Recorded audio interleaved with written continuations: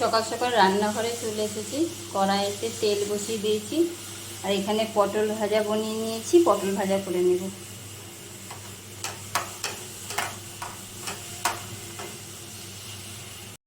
এই পটল ভাজাগুলো ছেড়ে দিচ্ছি।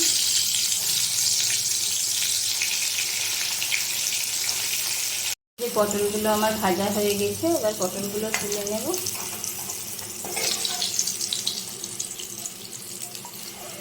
পটলগুলো তুলে নিচ্ছি।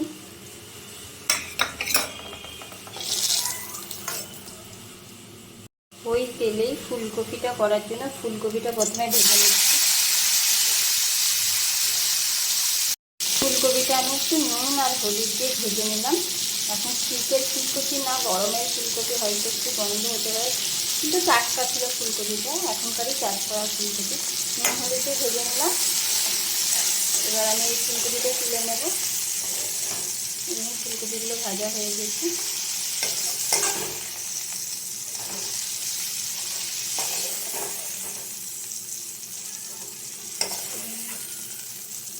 ফুলকপিটা করার জন্য আরেকটু তেল দিয়ে দিলাম। এবার মধ্যে দিয়ে দিচ্ছি 5 ফোড়ন,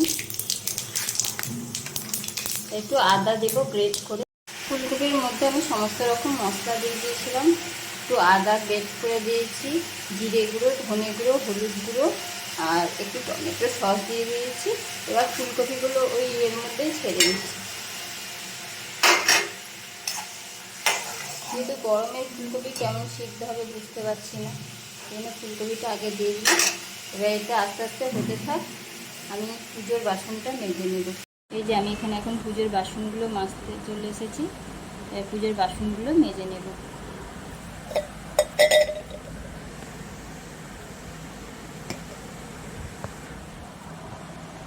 এই পুজোর বাসনগুলো আমার এখন ধুয়ে মাজা ধোয়া সব হয়ে গেছে। আমি আবার রান্নাঘরে চলে যাব। যে আলু ফুলকপিটা আমি এবার একটু কষিয়ে নিচ্ছি ভালো করে।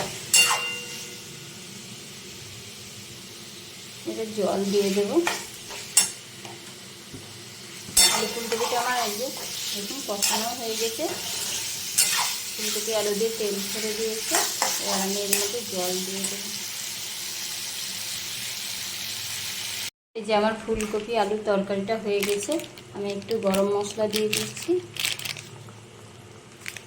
এবার আমি গ্যাস থেকে নেব। দেখুন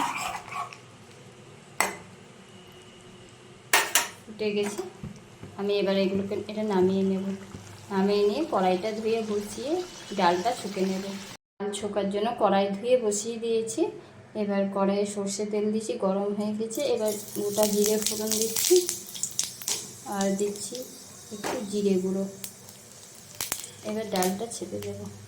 এই যে খাবার দিয়ে দিয়েছি, ভাত, বিলেতি আমড়ার আচার, পাঁপড় ভাজা, পটল ভাজা, মুগের ডাল, ফুলকপি আলুর তরকারি আর পোস্ত বাটা। তাহলে এখানে আমার ভিডিওটা শেষ করছি। আপনারা সকলে ভালো থাকবেন, সুস্থ থাকবেন, সাবধানে থাকবেন।